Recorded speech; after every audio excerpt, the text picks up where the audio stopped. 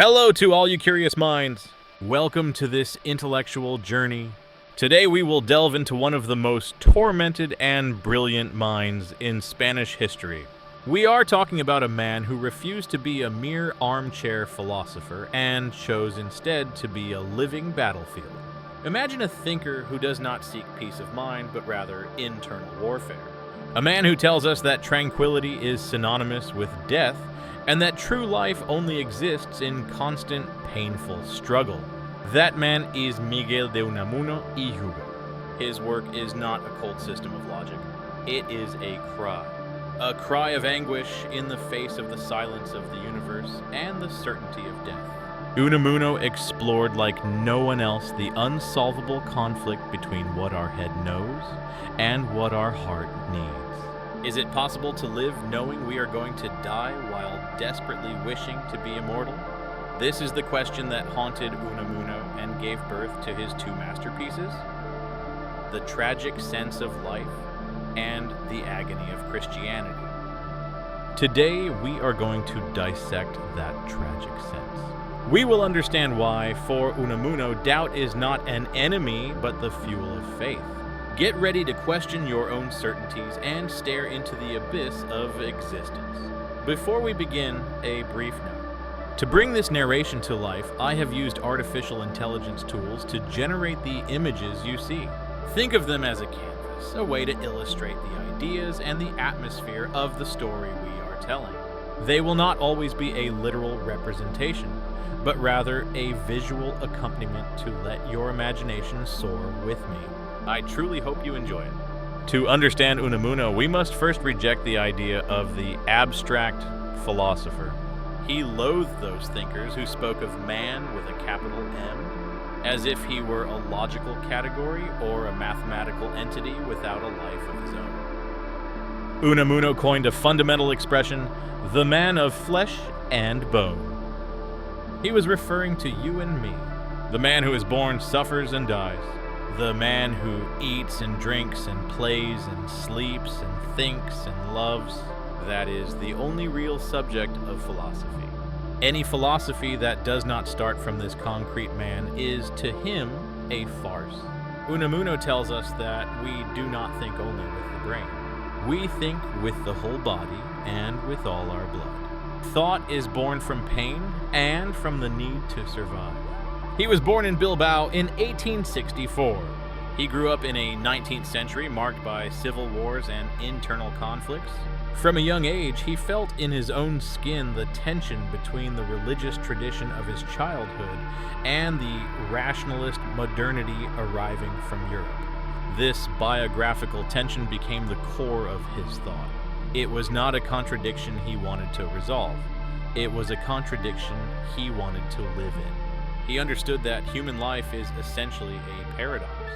Here we enter the heart of his work, the tragic sense of life. The starting point is the hunger for immortality. Unamuno argues that the deepest desire of the human being is not happiness or truth, but never to die. We do not want to survive merely as a memory in history books or as scattered atoms in the cosmos. We want to continue being ourselves. We want to preserve our consciousness, our personal I, indefinitely. This desire crashes head-on into reason. Reason, science, and logic tell us that we are finite biological organisms. They tell us that death is the absolute end of individual consciousness. Here the tragedy is born. The tragic sense is the violent clash between our heart, which desperately desires to be immortal, and our reason, which assures us that it is impossible. It is a civil war within each of us. Many philosophers would try to solve this by choosing a side. Either they embrace blind faith, ignoring reason, or they embrace materialism, ignoring the longing of the heart. Unamuno rejects both exits. If we choose only reason, we fall into despair and nihilism. If death is the end, nothing has real meaning. Every effort is vanity. Reason is, according to Unamuno, a dissolving and deadly faculty. But if we choose only blind faith and cover our ears to science, we become fanatics living in a comfortable lie. Unamuno does not want lies. He wants truth, even if the truth is painful. So, what are we left with? We are left with conflict. We are left with living in doubt. Unamuno proposes that this constant struggle between believing and not believing is what makes us truly human and profound. He calls this the basis of the religious sentiment. God is not a logical certainty demonstrated by arguments. God is a vital necessity. We create God, or we seek Him because we need Him to exist so that we do not die completely. It is a radical inversion. It is not that reason leads us to God. It is that the hunger for immortality pushes us to postulate God against reason. To believe is to want to believe. It is an act of will, not of understanding. This idea leads us directly to his other great concept in the agony of Christianity. But be careful with the word agony. Today we use it as a synonym for dying or extreme suffering before the end. Unamuno recovers the Greek etymological sense of the word. Agony comes from agon, which means struggle, combat, or contest. An agonist is a fighter. Agony is not death. It is the struggle against death. Therefore, agonistic Christianity is not a dying Christianity. It is a Christianity that lives in perpetual struggle. The true Christian, for Unamuno, is not the one who has dogma tucked safely in their pocket. The true Christian is the one who doubts and struggles every day to maintain their faith against the silence of God. Faith that does not doubt is dead faith. Living faith feeds on doubt because doubt forces you to reaffirm your will to believe. Think about this for a moment. Unamuno is telling us that spiritual peace is suspicious. Whoever is completely sure of everything no longer needs God. They have built themselves a mental idol to feel at ease. This vision is incredibly modern and existentialist. It predates French thinkers of later decades. Existence precedes essence. First we exist, we suffer, we struggle, and in that struggle we define ourselves. To illustrate this vital attitude, Unamuno turns to the most important literary figure in Spain, Don Quixote. For him, Don Quixote is not a madman who should be locked up. He is the supreme hero of vitalism and creative faith. Don Quixote sees giants where reason sees windmills. Reason tells him they are windmills, and it is right. But Quixote's will needs giants to exercise his heroism. And with his faith, he imposes his truth upon the world. Unamuno calls this quixotism. It is the ability to fight for an ideal even when we know rationally that it is unreachable or absurd. It is the rebellion against the cold logic of the modern world. Spain, for Unamuno, had to be quixotic. It had to be the people who shouted that the soul is worth more than the machine, and that immortality is worth more than economic efficiency. It was a fierce critique of European materialism. But let's go back to the individual, to you. How is this agony lived in day-to-day life? Unamuno does not offer recipes for happiness. He offers a way to live with dignity and depth, assuming the pain of existence makes us noble. In his novel Saint Manuel Bueno, Martyr, he takes this to the extreme. He presents a priest who has lost his faith in eternal life, but pretends to believe to comfort his parishioners so they can live happily. It is the supreme sacrifice, carrying the terrible secret of nothingness to protect the peace of the simple-hearted. Here we see Unamuno's infinite compassion for the human being and their fragility. However, he himself could not be that priest. Unamuno was incapable of remaining silent. His agony was public. He wrote articles, gave speeches, and fought with kings and dictators because his internal struggle overflowed. This leads us to another key concept, intrahistory. Unamuno distinguished between history, with a capital H, that of great events, battles, and treaties, and intrahistory, the silent life of the common people. He compared history to the noisy and visible waves of the sea, but intrahistory is the depth of the ocean, calm and eternal, that sustains the waves. It is there in daily life where true substance resides. For Unamuno, immortality is also sought in that intrahistory. In leaving a mark on others? In a job well done? In family? It is a way of perpetuating oneself in the collective memory of humanity. But beware, this immortality of memory was not enough for him. His deepest self demanded the resurrection of the flesh. He did not want to be a memory. He wanted to continue being Miguel. This insatiability is what makes his thoughts so powerful. He does not settle. It is a hungry way of thinking. And he invites us to be hungry, to not settle for the easy answers of a consumer society. In a world that sells us entertainment so we do not think about death, Unamuno shouts at us, "Wake up! Remember that you are mortal and feel the vertigo. Only then will you begin to truly live." Existential anguish is not a pathology for him. It is a symptom of spiritual health. If you do not feel anguish, it is because you are living asleep or anesthetized. The pain of the soul is the proof that the soul exists. It is fascinating how he anticipates existentialism. Before Sartre spoke of nausea, Unamuno spoke of congoja, deep distress.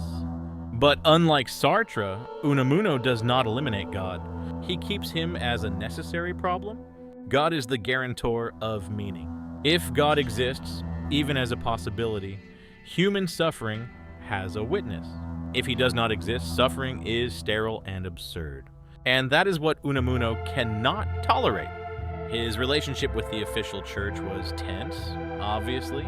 A man who says faith is doubt does not fit well with dogmatism. He was a heretic to some and too religious for others.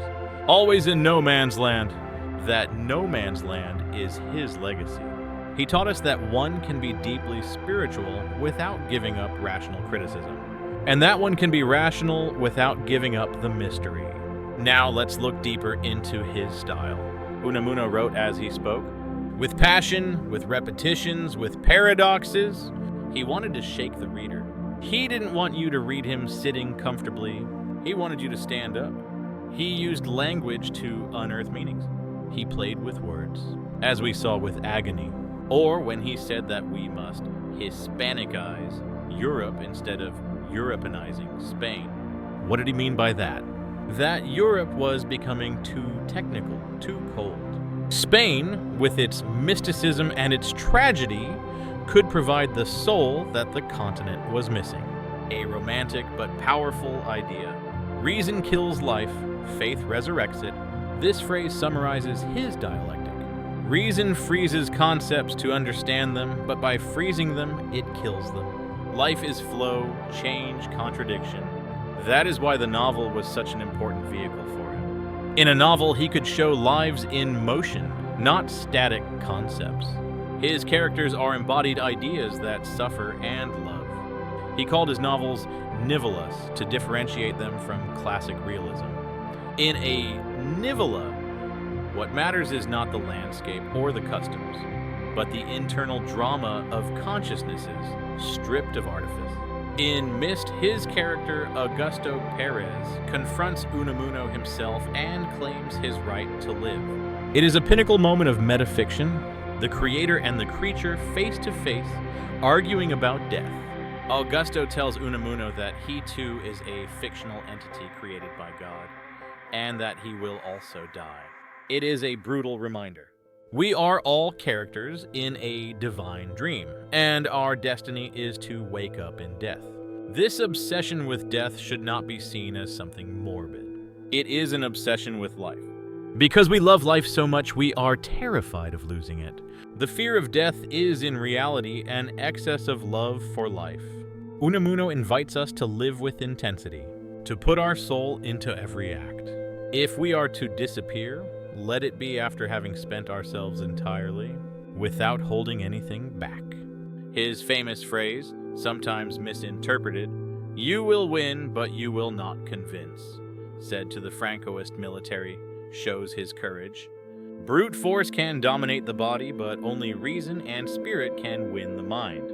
Even in his final days under house arrest and isolated, he maintained his intellectual dignity. He remained the gadfly of the Spanish conscience, the man who would not be silenced. Today, in an era dominated by algorithms and superficial certainties, Unamuno is more necessary than ever. He reminds us that we are a mystery, that we are not predictable machines. He reminds us of the value of feeling. Intelligence without feeling is dangerous. It is the intelligence that creates nuclear weapons or concentration camps. Reason needs the heart to keep from becoming monstrous. The tragic sense is, at its core, a radical humanism.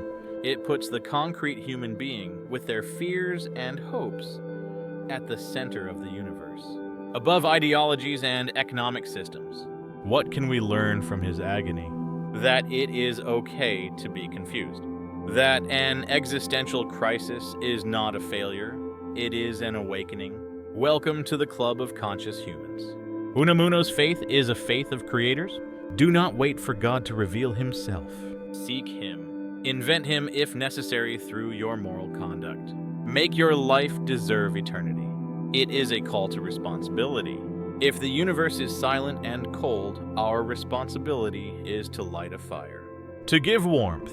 To create meaning where there is none. Unamuno died on New Year's Eve of 1936 in the middle of the Civil War. His death was the final silence of a voice that had shouted for decades. But, as he wished, his voice did not die completely.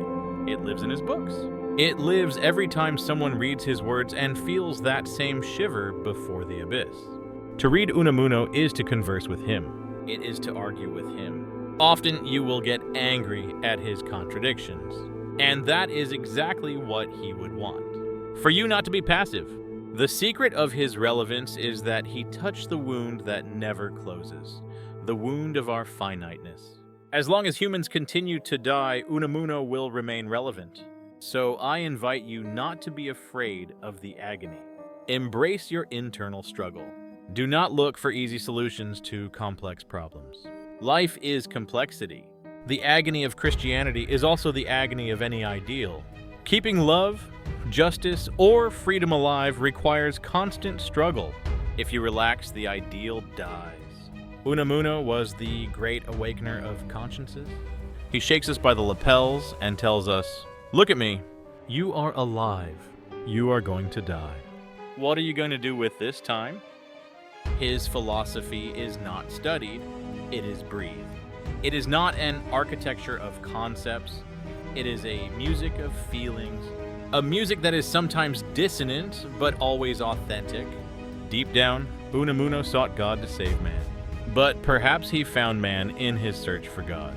He found the dignity of human suffering. Let's remember his lesson on intrahistory. You don't need to be famous to be immortal in the Unamunian sense. You need to be authentic, to be real, to be of flesh and bone. Not a social mask, not a social media profile. A human being who cries and laughs and doubts. Unamuno's legacy is a challenge. Do you dare to live without anesthesia? Do you dare to look the Sphinx in the eye and hold its gaze? If you do, you will discover that at the bottom of the anguish, there is a strange joy. The joy of being real. The tragic joy of existing. Miguel de Unamuno, the universal Basque, the rector of Salamanca, the agonist. His life was his best work, and his work is an invitation to life. Do not let reason rob you of the mystery, but do not let the mystery rob you of your reason. Live in the tension, live in the paradox, because only in that tension between heaven and earth, between desire and reality, does the true human spirit bloom. That is the tragic sense. We have traveled together through Unamuno's labyrinth. From his man of flesh and bone to his Christian agony, I hope this journey has shaken your soul a little. Philosophy is not there to provide answers, but to improve the questions. And Unamuno left us the best questions of all. Thank you for joining me in this deep dive. Your curiosity is what keeps the flame of critical thinking alive on the internet. If this analysis has whetted your intellectual appetite, don't forget to subscribe. Comment below on what haunts you more, reason or faith. I want to read your thoughts.